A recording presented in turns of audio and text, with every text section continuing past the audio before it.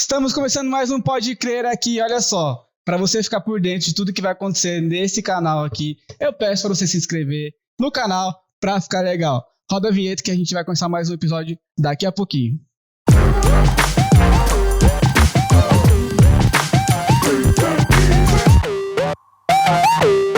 Pois é, gente, mais um episódio. Esse episódio é muito especial. Por que é especial? Primeiro é porque a gente vai conversar com uma pessoa que, para mim, na minha vida pessoal, é muito importante e eu tenho muita gratidão. Ele veio lá de Nordeste, de João Pessoa, para ser mais específico, aqui para o interior de São Paulo, para Valparaíso, para trabalhar com o pastor. Ele é pastor na igreja presbiteriana. Eu estou muito feliz de receber o pastor Silvio Bernardino. Bem-vindo. Oi, Guto. Prazer é meu estar aqui conversando com você. Espero poder conversar, ter um bom bate-papo contigo e falar um pouco sobre o Nordeste, a igreja presbiteriana, ou qualquer papo eclesiástico que você queira travar. Ok. Vou pedir para o senhor falar um pouquinho mais perto do microfone, que talvez não estou ouvindo muito bem. Ô, pastor, vamos lá. Você nasceu em João Pessoa? É isso mesmo? Isso. João Pessoa, sou pessoense. João Pessoa, para quem não sabe, é a capital da Paraíba, né? Acredito que todos saibam, talvez nem todos, mas sou pessoense de João Pessoa. Quem nasce de João Pessoa é pessoense. Pessoense. Achei que era Paraíba. Paraibano é estado, né? Isso. Pessoense puro sangue, né? Como é que foi? O senhor é pastor hoje em dia, beleza. Mas como é que foi sua infância? O senhor cresceu na igreja? Como que isso aconteceu? Porque às vezes as pessoas já são empurradas pela família. Você vai ser pastor, não sei o que. E outras pessoas, né, no decorrer da vida, falam assim, não, eu quero ser pastor, eu vou estudar para ser pastor. Como que aconteceu isso daí? Bem, o Brasil é um país, assim, de origem católica, né? Então, os católicos, eles praticamente colonizaram o Brasil, os portugueses e os espanhóis, e eu também cresci nesse contexto. Na verdade, a minha família tem origem em uma cidade próxima a João Pessoa, em uma zona rural, e os meus primeiros passos foi dentro de uma igreja católica, os primeiros passos religiosos. Depois eu fui morar na capital, na infância. Passei uma época morando na zona rural, mas ainda quando criança fui morar na capital e comecei a ter os primeiros contatos com igrejas evangélicas, igrejas protestantes. Mas, assim, foi um contato, vamos dizer assim, superficial, né? Mas você já foi direto para a igreja presbiteriana ou você passou por outra? Não. A minha ida para a igreja presbiteriana foi em 98, né? Você começou por onde, então? Eu passei na igreja congregacional, que é uma igreja histórica, né? É uma igreja que está no Brasil há mais de 160 anos, acredito que há 167 anos, uma das primeiras a chegar no Brasil. E para explicar para os ouvintes que a igreja congregacional não é a igreja congregação cristã, são coisas diferentes. É uma outra igreja, né? A congregacional também é uma igreja americana, né, que chegou aqui, e eu comecei a vamos dizer assim, conhecer de fato o evangelho na igreja congregacional, porque tem um tio que é pastor congregacional. E de lá você foi para o presbiteriano? Não, passei minha juventude, uma parte da minha mocidade toda, né, fora da igreja, normal. Não ia à igreja, não ia nem à igreja católica, nem em lugar nenhum. Eu comecei a ter contato mesmo com a igreja presbiteriana em 98. 98. Isso. E aí você foi para a igreja presbiteriana, se interessou pelo... Como é que chama quando a gente vai fazer para ser pastor, estudar? Seminário, curso teológico. Não é assim, né? A coisa não acontece assim de forma tão repentina, né? Eu fui na igreja presbiteriana, comecei a encontrar lá com a fé, Cristo me encontrou e me conduziu até a igreja presbiteriana em um bairro de João Pessoa, que é o bairro de Mangabeira, né, uma fruta. E lá nós começamos a dar os primeiros passos. Depois de 6 anos eu tive, vamos dizer assim, depois de 3 anos eu comecei a me encontrar como vocacionado. Vocacionado, para quem não entende, é alguém que chamado para o pastorado, para o sagrado ministério. Entendi. Aí eu fui conduzido ao seminário. E é quanto tempo de seminário? Bem, eu fiz o seminário da nossa igreja, Guto. E o seminário das igrejas presbiterianas que tem aqui em São Paulo, tem o JMC em São Paulo e tem em Campinas, né? Eles são 4 anos. É uma faculdade, né? É uma faculdade. Se for à noite, no turno, são 5 anos. Mas geralmente 4 anos de curso. Só para quem está assistindo, gente, o seminário presbiteriano não é regra, é diferente de teologia, não é? Teologia tem faculdades que fornecem. Os seminários, eles são de igreja para igreja, muda muita coisa, não é isso? Por exemplo, tem o Seminário Teológico Quadrangular, Seminário Teológico Batista, Seminário Presbiteriano. É diferente dos cursos de teologia que são oferecidos e ofertados pelas faculdades convencionais. A gente está falando do Seminário Presbiteriano, que dura 4 anos também, né?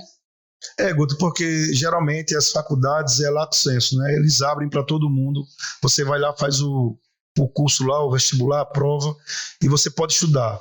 Os seminários das igrejas, principalmente históricas, então eles são restritos aos membros daquela igreja. Sim. Então, assim, não é reconhecido pelo MEC, né? Não pode ter reconhecimento pelo MEC, porque eles não querem abrir para todas as pessoas como abrem as faculdades. Entendi. E aí, quando você fez o seminário chama estágio quando você vai para uma igreja? Não chama estágio. A gente faz um seminário direcionado, encaminhado pela igreja, estuda 4 anos. Depois dos 4 anos de estudo dentro de um seminário, você volta para a sua igreja local, você vai ter mais 3 anos de licenciatura. Dentro desses 3 anos você pode ser ordenado ao Sagrado Ministério. Não, então, tipo, 7 anos. Isso. Nossa, é muito tempo. Eu quero, vou pro seminário 1 ano e meio, volta aí, tá tudo bem, gente. Agora isso que vem as graduações, as pós-graduações, né? Para quem gosta, mestrado, doutorado, aí vai estudar um pouquinho mais. E aí, você voltou para a igreja lá e você virou de fato pastor? Como? No meu caso, eu não tive esse tempo de esperar, né? Eu fui ordenado. E fui ordenado pastor e pastor missionário. Tive uma experiência no Piauí, estado do Piauí. Passei lá 1 ano e 3 meses como missionário. Do Piauí para Paraíba é longe? 1.000 quilômetros. Porque a gente pensa assim, né? Nordeste. Tipo assim, Araçatuba, Birigui, não sei o que. A gente acha que é longe pra caramba de um lado pro outro, né? Da Paraíba, da capital João Pessoa para Teresina, para a capital, dá 1.000 quilômetros. Nossa, é longe. Um pouco mais. Se for de carro, 10, 11 horas, dependendo. Não, muito mais. Muito mais, né? Muito mais, porque dá bem mais. Vamos lá, então, falar do Nordeste um pouquinho. Qual que é a diferença que você mais sente mudando para o interior de São Paulo do Nordeste? O que você fala assim, lá é melhor, aqui isso funciona mais? Olha, Guto, algumas coisas a gente percebe assim, logo quando nós chegamos aqui no interior de São Paulo, por exemplo... O sotaque. Tô brincando. Isso, com certeza, né? Eu já brinquei aqui que o sotaque me denuncia, né? Mas nós temos, por exemplo, a questão dos pedágios, do bem social, né? A gente percebe que aqui o bem social ele está mais palpável, está mais visto. Aqui? Está mais presente aqui, Por exemplo, você não encontra no Nordeste essa questão dos pedágios, né, dessa administração pública ou particular e fazendo uma boa manutenção nas BRs. Aqui dentro de São Paulo, você percebe isso. Dentro do estado, isso é bem, bem notável, né? Você não nota muito isso por lá. Apesar que você vai encontrar também algumas BRs que são bem cuidadas, BRs federais, mas em suma não é assim, né? E então, as praias, hein? As praias são excelentes, tanto em João Pessoa, quanto em Natal, quanto em Recife, Alagoas, Sergipe. Para onde você for, você vai encontrar belíssimas praias. Pois é, aí você sai de um contexto desse, você tem um monte de opção de lazer, de paisagens lindíssimas, não que aqui no interior não tem, não é isso que eu tô falando, aqui tem, mas é diferente, né? E vem pro interior de São Paulo, o que você faz de lazer aqui? Guto, antes disso, para os ouvintes, né, para os ouvintes não entender que eu tô, claro, tecendo algum comentário pejorativo em relação às cidades do interior de São Paulo, eu amo toda essa região, acho muito bonita. Não conhecia, eu conheci aqui em 2019, vim a primeira vez, mas vim até a Araçatuba mesmo. Não fui para lá, para os lados, para as bandas de lá, Guararapes, Valparaíso, Mirandópolis e por aí vai. E aqui é muito bonito, né? As cidades de São Paulo, essa região chama-se de interior, mas com cara de capital, né? Então, a princípio, você percebe que é uma região belíssima, bem cuidada. E a gente tem que entender que São Paulo é a federação mais rica do Brasil. Então, a gente está falando de uma briga entre Davi e Golias, né? É uma disparidade grande. Agora, só que o Nordeste ele te oferece muito lazer, né? Principalmente as capitais. Ou seja, e o melhor lazer que você possa ter, né? Rios, praias, toda essa estrutura de shopping tem muito dentro das capitais no Nordeste.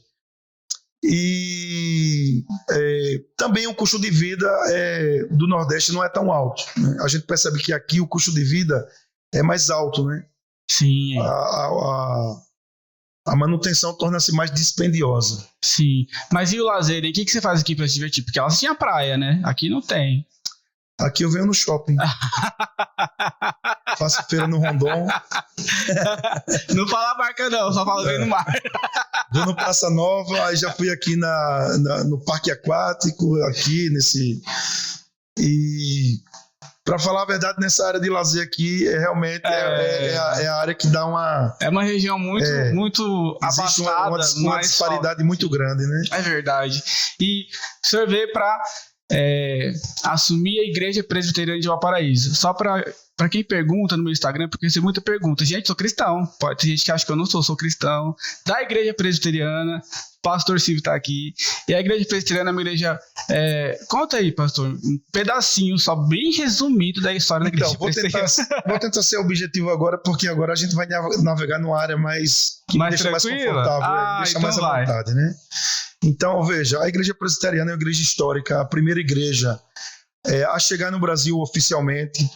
Chegou aqui no Brasil em 1859 com o missionário americano Asbel Green Simonton, até então na Baía de Guanabara, hoje estado do Rio de Janeiro. A Igreja Presbiteriana é uma igreja que ela tem compromisso com o ensino da Bíblia, com o ensino da palavra, né? Então a gente foca muito na questão do ensino, da ética, né? Da família, e o nosso trabalho é ensinar a Bíblia para as pessoas, que nós vemos que tem muita ausência nas igrejas de uma pregação consistente, de uma pregação bíblica que leve as pessoas a uma maturidade e a um verdadeiro encontro com o Senhor Jesus Cristo. Então a Igreja Presbiteriana, ela é uma igreja missionária, é uma igreja no Brasil que foi plantada por americanos. Ela cresceu muito nas capitais, diga-se de passagem. No Nordeste também ela cresceu muito, porque ela veio para o Sudeste e ela se instalou basicamente no estado do Rio de Janeiro e em São Paulo, né? A primeira igreja presbiteriana de São Paulo, a Igreja Presbiteriana de Brotas, elas têm mais de 150 anos, não é isso? Nossa! E a primeira igreja presbiteriana do estado do Rio de Janeiro. Que é a Catedral Bonita. E depois de 10 anos, em 1869, chegaram os missionários para o Nordeste e para o Norte. Então, ela cresceu muito também para o Nordeste. Então você vai ver a Igreja Presbiteriana, ela crescendo muito nas capitais. Nas cidades de interior, ela não cresceu tanto. De 15 anos para cá, nós começamos a crescer porque fomos para a mídia. Tem programas hoje em rede nacional, que é o programa Verdade e Vida, com o reverendo Hernandes Dias Lopes. Isso. E tem também alguns pastores que têm se destacado por plantar igrejas, que é o caso do reverendo Arival, com a igreja de Pinheiros, no bairro de Pinheiros, em São Paulo. Por falar em presbiteriana, para quem está assistindo ou nos ouvindo, a Igreja Presbiteriana administra a Universidade Mackenzie. Se você não sabia, olha só, pega essa informação aí, porque estou dando ela aqui para você. A Igreja Presbiteriana, ela administra a Faculdade Mackenzie, que é uma das principais do país e está numa das melhores disposições no mundo. Isso, correto. É uma igreja muito importante para o Brasil. Porque quando os missionários americanos vieram para o Brasil, eles vieram com dois viés, né? Plantar a igreja e abrir escolas. Ou seja, anunciar a palavra de Deus, alfabetizando pessoas. Por ser uma igreja que preza muito pela informação, por ensinar, já tem a faculdade. É natural. É uma consequência. A gente tem vamos dizer, esse sonho, né? Sim. De fazer isso em Valparaíso e na região. Então, a igreja presbiteriana é uma igreja assim, quem não conhece precisa conhecer. Quem não conhece precisa se informar melhor, né? Basicamente é uma igreja que nasce da Reforma Protestante, com o reformador João Calvino, mas a igreja presbiteriana, Calvino não é o patriarca do presbiterianismo, né? Não é. Nós somos conhecidos como calvinistas, porque calvinismo é sinônimo de Bíblia, de biblicismo. Mas ela é o patriarca da igreja, o fundador da igreja mesmo do presbiterianismo é John Knox, um escocês, que estudou com João Calvino. Então, para as pessoas entenderem, a gente está falando de igreja reformada. Aí com certeza vai chegar a pergunta: e pentecostal? Porque tem essa diferença que é clássica e é uma dúvida que é pertinente. As pessoas vão ter essa dúvida, né?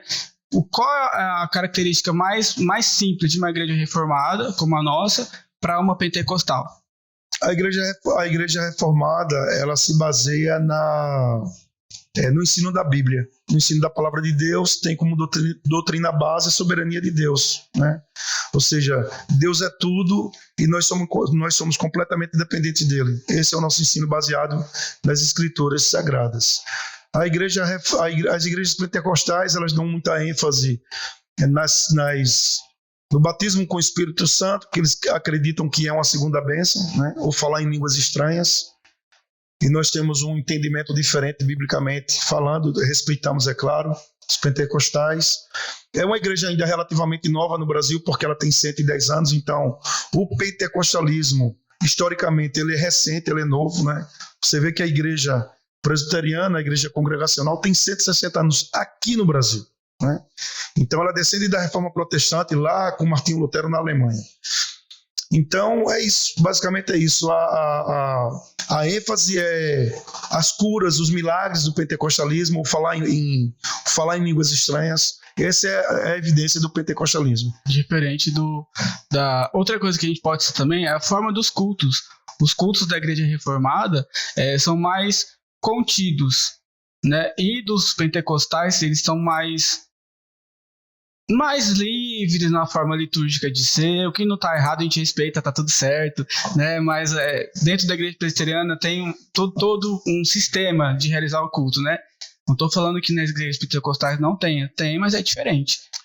Sim, Guto, enfim, então nós temos a gente pode depois fazer um bate-papo a 3 se quiser, não tem problema, uma conversa. Nós entendemos, por exemplo, que a liturgia, ela não é o nosso entendimento de liturgia. O que é liturgia? É o serviço. Como o culto acontece, né? Como o culto acontece, o que é feito no culto, os elementos do culto, pregação, louvor, oração, dízimos e ofertas. Nós entendemos que isso foi estabelecido por Deus, né? Então Deus, ele dá a planta do tabernáculo a Moisés e ele diz a Moisés, está lá em Êxodo, Levítico, você vai encontrar essas narrativas, ele diz exatamente ele prescreve como deve ser adorado. Então, para nós presbiterianos, reformados, que prezamos pelo ensino das escrituras, nós não gostamos de colocar elementos estranhos no culto, exatamente por isso, porque Deus não manda colocar. Então, se Deus manda colocar, se é bíblico, se está nas escrituras, então a gente faz. Se não está, a gente não faz. É isso, gente. Deu para entender, né? Então, para mais informações, acesse o site da Igreja Presbiteriana, leia nossa história lá, né? presbiteriana.org. Dá um Google aí que eu não vou lembrar agora, tá? Você coloca a Igreja Presbiteriana do Brasil no Google, você acessa. Porque tem a Igreja Presbiteriana Independente, tem outras vertentes da Igreja Presbiteriana. Mas a Igreja Presbiteriana do Brasil, que a gente está falando aqui hoje. Beleza? Pastor, vamos falar da Igreja Presbiteriana de Valparaíso, então? Como é que tá o trabalho lá? Então, Guto, o trabalho de Valparaíso é um trabalho que cresce, né? Nós construímos um templo com cerca de 350 metros. Agora estamos terminando um prédio religioso com quase 500 metros. Então nós temos ali uma estrutura de mais de 800 metros quadrados, onde nós vamos poder fazer os projetos, a ação social, a obra social. Nós temos vários, vamos dizer assim, nós temos planos para ali, para Valparaíso, né? E é legal dizer como que algo tão grande acontece numa cidade bem menor, porque é uma parceria entre a Igreja Presbiteriana de Pinheiros, vamos lá, a Igreja Presbiteriana da Coreia do Sul.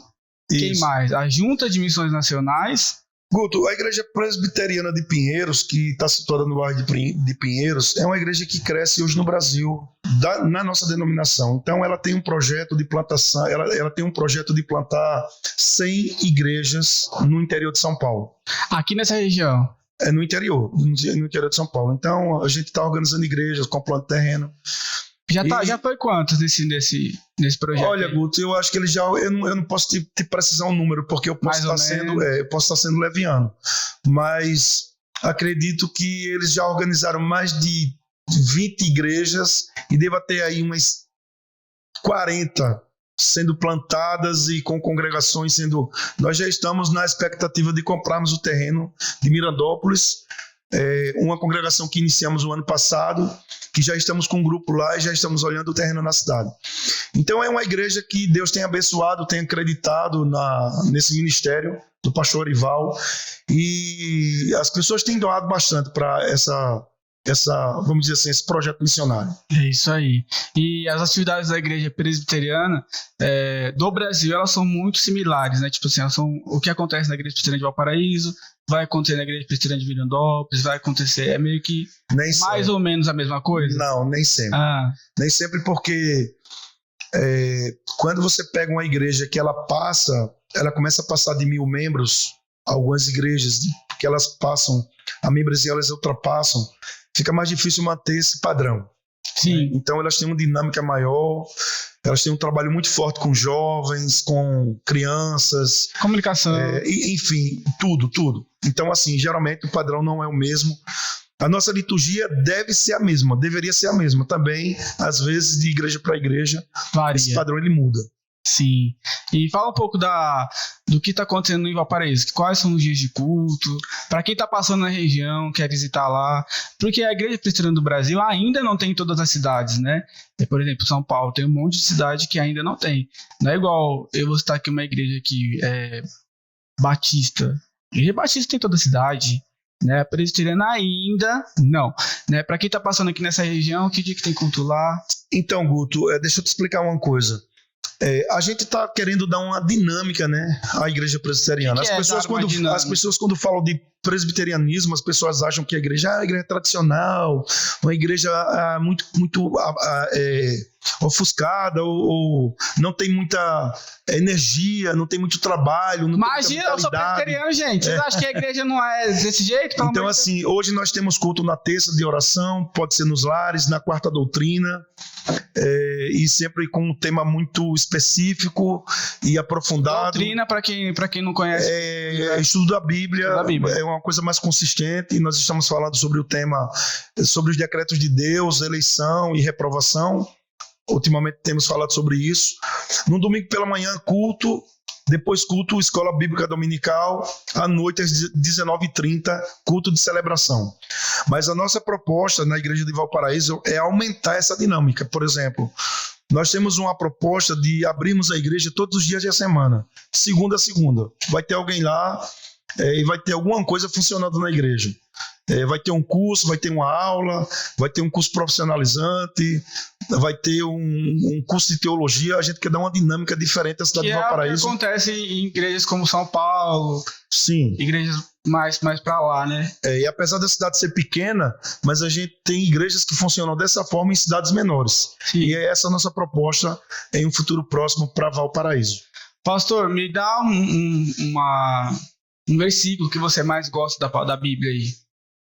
Olha, poderia te dar muitos, né? Não que isso soe como soberba. Não que isso soe como soberba. Mas eu vou... Tem 2 versículos, eu posso dar 2? Pode. Salmo 23, versículo 1, né? O Senhor é o meu pastor. E nada me faltará. Nada me faltará. E o Isaías 41:10 eu gosto muito também. Não temas, pois estou contigo. Não te assombres, pois eu sou o teu Deus. Eu te ajudo, eu te fortaleço. E te sustento com a minha destra fiel, né? Com a minha mão direita. Minha mão poderosa. Gente do céu. Mão direita é a mão de força. Isso aí, gente. Deus está te sustentando. Você que está assistindo, você que está ouvindo, né? Procura, né, Pastor Silvio, uma igreja mais próxima de você. de preferência a igreja presbiteriana mais próxima de você, mas se na sua cidade não tiver, você pode acessar a igreja presbiteriana de qualquer lugar de onde você estiver e consumir um conteúdo que é preparado para inspirar e edificar a sua vida. Você vai ficar não apenas bem informado, mas você vai ter uma mudança de vida, porque não tem como, a partir do momento que você tem acesso a uma informação, aquilo te muda. É isso que a Bíblia faz, é isso que a igreja faz. Então, conheça a igreja presbiteriana, tá bom? Se na sua cidade não tiver uma presencial, faça da forma que eu falei, online, e depois você pode procurar uma igreja próxima de você, mas não fique sem ir à igreja, porque Deus te ama, né, pastor? A gente pode crer nisso, não pode? Com certeza. Posso falar aqui o endereço da igreja? Pode, com certeza. Lá nós estamos na rua Jeremias Lunardelli, 863, né? No bairro Jardim Europa, na extensão da Jeremias Lunardelli. E estamos aí, estamos pregando o evangelho, né? E amando a Cristo acima de todas as coisas e amando pessoas, cuidando de pessoas. É isso aí. Eu sou muito cuidado pelo Senhor, pela igreja. Não posso deixar de agradecer, de citar, não sei se vai chegar nele. Está longe do apreço. O pastor Eliel também cuidou muito de mim, muito obrigado. É uma igreja que eu tenho muita gratidão. E eu quero agradecer sua presença, seu tempo. O que nós temos de mais precioso na vida é o tempo, né? Nós ganhamos dinheiro com o tempo, então você dedicou o tempo para estar aqui. Muito obrigado, a gente se sente muito honrado. Agradecer ao Ivan, o pessoal da Playcast aqui.